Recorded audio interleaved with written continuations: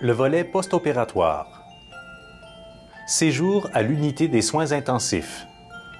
À la suite de votre chirurgie cardiaque, vous serez conduit à l'unité des soins intensifs pour une période de 12 à 48 heures. Veuillez noter que cette période peut varier selon votre condition suite à l'intervention.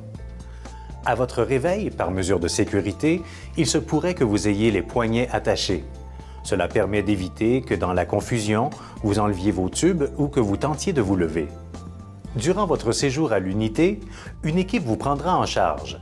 Une infirmière demeurera à votre chevet durant les premières heures et un médecin sera toujours disponible sur l'unité en cas de besoin. Vous serez installé dans une chambre ouverte, c'est-à-dire que les infirmières pourront vous voir à partir de leur poste. Le chirurgien vous rendra visite à tous les jours.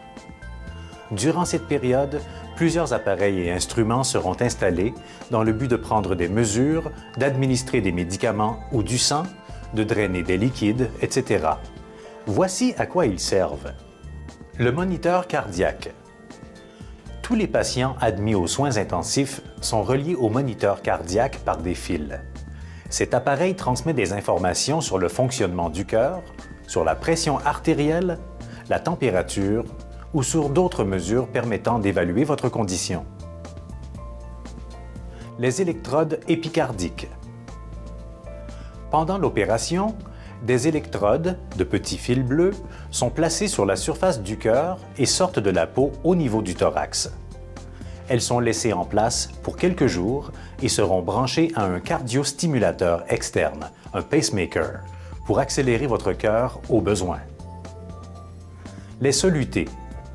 Différentes sortes de liquides sont administrés par voie veineuse, les solutés et certains médicaments. Ils sont installés sur des pompes qui permettent une administration régulière et bien contrôlée. Le cathéter. Il est installé dans une veine jugulaire, la grosse veine du cou, et descend jusqu'à votre cœur. Il sert à prendre différentes mesures et à administrer les médicaments. Ce cathéter peut être incommodant lorsque vous bougez la tête. La ligne artérielle. Il s'agit d'un tube très fin placé dans une artère de votre poignet permettant de visualiser la tension artérielle au moniteur. Il sert aussi à faire des prélèvements sanguins. Le respirateur et le masque d'oxygène. Le respirateur est utilisé lorsque le patient ne peut respirer seul à cause de l'anesthésie. Il envoie de l'air et de l'oxygène aux poumons à l'aide d'un tube habituellement placé dans la bouche. Normalement, ce tube ne provoque pas de douleur, mais peut causer de l'irritation.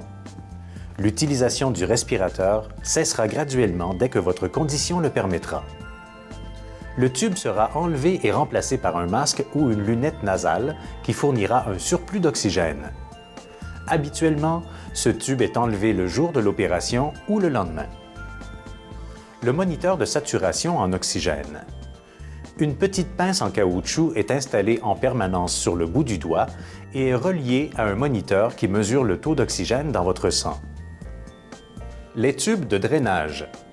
Ils servent à éliminer certains liquides de l'organisme. Le tube gastrique. Il draine le liquide de l'estomac pour éviter les nausées. Ce tube est placé dans la bouche et sera enlevé après l'extubation. La sonde urinaire. Elle est insérée jusque dans la vessie. Elle permet de surveiller le fonctionnement de vos reins et d'éliminer l'urine. Il est possible que vous ressentiez le besoin d'uriner. Cette sensation est due à la présence de la sonde. Un ou des tubes thoraciques. Ils sont installés dans le thorax pour permettre l'écoulement de sang qui peut s'y être accumulé après la fermeture de la plaie. Ils seront enlevés lorsqu'ils ne draineront plus.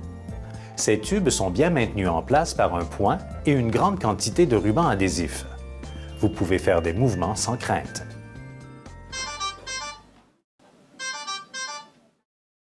Ne vous surprenez pas si l'un des appareils se met à sonner.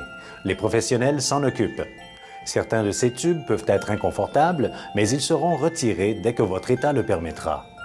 De plus, vous recevrez des analgésiques afin de soulager votre douleur. Pour revoir ces appareils et ces instruments, consultez les brochures que nous vous avons remises. Votre respiration sera probablement limitée par la douleur et les sécrétions qui peuvent s'accumuler. Dès que le respirateur sera enlevé, vous devrez utiliser le spiromètre pour dégager vos voies respiratoires. Une fois que le tube gastrique sera retiré, à l'extubation, une diète liquide vous sera servie et ensuite, vous reprendrez graduellement votre alimentation. La perfusion veineuse ou solutée est maintenue jusqu'à la reprise de l'alimentation ou tant que vous recevez des médicaments intraveineux. Les tubes, les fils, les électrodes et les cathéters sont habituellement retirés aux soins intensifs ou à l'unité de cardiologie. La plupart du temps, les pansements qui recouvrent vos plaies sont enlevés dès qu'il n'y a plus d'écoulement, c'est-à-dire de 24 à 48 heures après la chirurgie. Séjour à l'unité de cardiologie. À la fin de votre séjour aux soins intensifs, vous serez conduit à l'unité de cardiologie pour terminer votre convalescence. Selon le type de chirurgie et l'évolution de votre état, vous demeurerez sur l'unité de 4 à 7 jours. Le physiothérapeute vous visitera tout au long de votre séjour afin de vous aider. Un coussin vous sera remis et le physiothérapeute vous montrera comment l'utiliser. Ce coussin protégera votre cage thoracique en limitant l'utilisation de vos bras lors de vos déplacements ou lorsque vous toussez ou éternuez. Vous devez maintenir votre incision avec ce coussin ou utiliser un oreiller ou une serviette roulée pour diminuer la douleur au niveau de la plaie et favoriser la guérison. Vous devrez aussi continuer l'utilisation du spiromètre. Vous ferez également des exercices simples avec le physiothérapeute en tenant compte de vos capacités, comme vous asseoir sur le bord de votre lit, vous lever au fauteuil, marcher, monter des escaliers, etc. Vous serez encouragé à bouger le plus tôt possible afin d'éviter les complications pulmonaires et les thrombophlébites. Le chirurgien cardiaque ainsi que l'infirmier praticien spécialisé vous visiteront tous les jours. L'infirmier vous questionnera sur votre état de santé, pratiquera un examen physique et ajustera les traitements en collaboration avec votre chirurgien cardiaque. Dans les brochures que nous vous remettrons, vous retrouverez différentes techniques à connaître pour favoriser votre respiration, diminuer la douleur, faire vos exercices, etc. Il est très important d'utiliser les techniques qui sont proposées dans ces documents. Médication et douleur. Il existe différentes façons d'administrer les médicaments pour soulager la douleur associée à la chirurgie. La voie intraveineuse, c'est-à-dire directement dans vos veines par les solutés les premières 24 heures, les injections, les suppositoires et les comprimés. En général, les calmants ne sont pas donnés automatiquement. N'attendez pas que la douleur soit trop intense avant de les demander, car ils seront moins efficaces. Il est très important de bien soulager la douleur pour faciliter votre mobilisation et ainsi prévenir les complications. Le médecin et le personnel infirmier avec votre collaboration s'assureront de vous rendre le plus confortable possible. De plus, pour diminuer votre douleur et favoriser votre confort, vous pouvez utiliser un coussin pour maintenir votre incision lorsque vous toussez, prendre des périodes de repos plus fréquentes si la douleur est plus intense, adopter des positions confortables pour dormir ou au fauteuil, éviter les vêtements trop serrés et maintenir un environnement calme. Votre congé. Si votre condition le permet, vous obtiendrez votre congé de l'hôpital de 4 à 7 jours après votre arrivée à l'unité de cardiologie. Avant votre départ, un membre de l'équipe professionnelle vous rencontrera avec l'un de vos proches pour vous transmettre les recommandations à suivre durant votre convalescence. Votre convalescence. Votre convalescence sera d'une durée d'environ 3 mois et la reprise de vos activités quotidiennes se fera graduellement. Après l'opération, il est normal de ressentir des douleurs musculaires et des courbatures pour une période de 6 à 8 semaines. Une prescription d'analgésique vous sera remise à votre départ. N'hésitez pas à en prendre selon les indications inscrites. Lorsque votre prescription sera terminée, vous pourrez prendre du Tylenol au besoin. À cause de l'opération et des analgésiques, il est normal que vous soyez constipé. Une prescription de laxatif vous sera remise à votre départ. N'hésitez pas à en prendre selon les indications inscrites. L'enflure aux jambes et aux chevilles peuvent prendre plusieurs semaines avant de disparaître. Afin de faire diminuer l'enflure, vous pouvez élever vos jambes sur un tabouret lorsque vous êtes assis, décroiser vos jambes lorsque vous êtes assis, ne pas demeurer debout longtemps, marcher, ne pas porter de vêtements ajustés. Vous trouverez des informations supplémentaires sur les principaux effets secondaires engendrés par une chirurgie cardiaque dans la brochure. Si l'enflure aux jambes augmente au lieu de diminuer durant votre convalescence, vous devriez consulter votre médecin de famille ou aller à l'urgence. Vous pouvez également consulter Info Santé en composant le 811.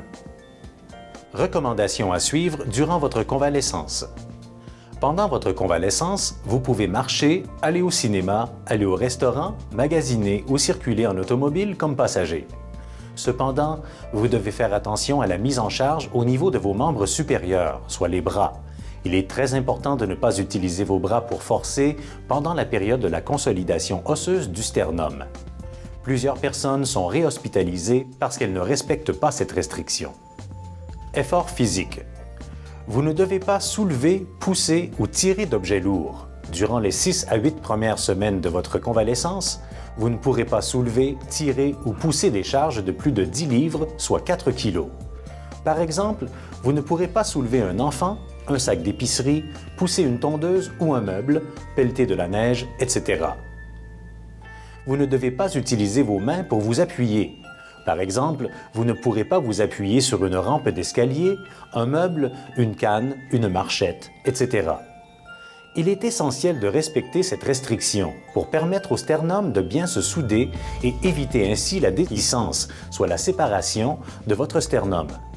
Si vous entendez ou ressentez un craquement des os de la cage thoracique, il faut communiquer avec nous ou avec votre médecin. Vous devrez également suivre les recommandations suivantes. Hygiène personnelle. Durant les 6 premières semaines de votre convalescence, il est important de ne pas prendre de bain, de ne pas frotter votre plaie, de ne pas appliquer de la crème, de la lotion, des produits parfumés ou des onguents sur la plaie, sauf s'ils sont prescrits par votre médecin. Une fois vos pansements retirés, vous pouvez prendre des douches, mais il ne faut pas diriger le jet de la douche sur votre plaie. Pour nettoyer votre plaie, prenez une débarbouillette avec un savon doux et tapotez. Autre recommandation. Il est très important de consulter la brochure que nous vous remettrons pour en apprendre davantage sur toutes les recommandations à suivre en lien avec la reprise de vos activités normales comme la conduite automobile, le sommeil, les activités sexuelles, les voyages, le retour au travail, etc. Habitudes de vie. Il est important de maintenir de bonnes habitudes de vie, telles que l'activité physique, une alimentation saine et équilibrée, l'abandon du tabagisme, etc. À la fin de votre 2e mois de convalescence, vous pourrez recommencer progressivement vos activités. Par exemple, vous pourrez recommencer à forcer en soulevant vos sacs d'épicerie ou toute autre activité qui nécessite plus d'efforts au niveau des bras. La plupart du temps, vous n'avez plus aucune limitation après 3 mois. Suivi médical avec le médecin de famille. Nous suggérons une rencontre avec votre médecin de famille ou référent 4 semaines après votre intervention chirurgicale. Celui-ci pourra ajuster vos médicaments selon votre état de santé. Suivi médical avec votre chirurgien. Vous aurez également un suivi médical avec votre chirurgien 1 à 2 mois après votre chirurgie. La date du rendez-vous sera communiquée lors de votre départ de l'hôpital.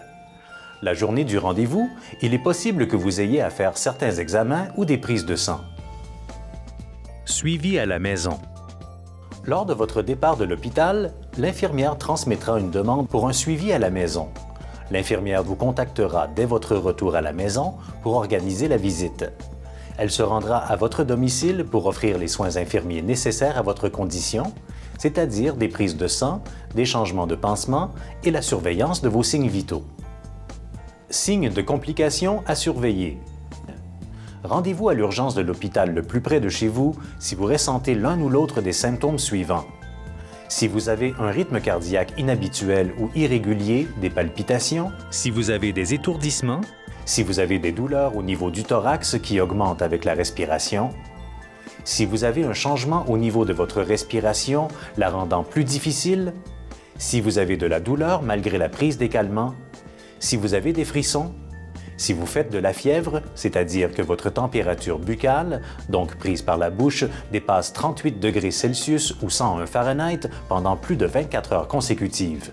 Si vous avez fait une syncope, c'est-à-dire une perte de conscience brève, de quelques secondes à quelques minutes.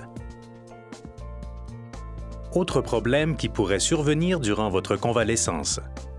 Si vous présentez l'un des problèmes suivants, si vous entendez ou ressentez un craquement des os de la cage thoracique, si vous avez un changement au niveau de la plaie qui persiste plus de 24 heures, c'est-à-dire si votre plaie est rouge, si elle est gonflée ou si elle coule, si vous avez de l'enflure à la jambe qui persiste après 8 à 10 semaines.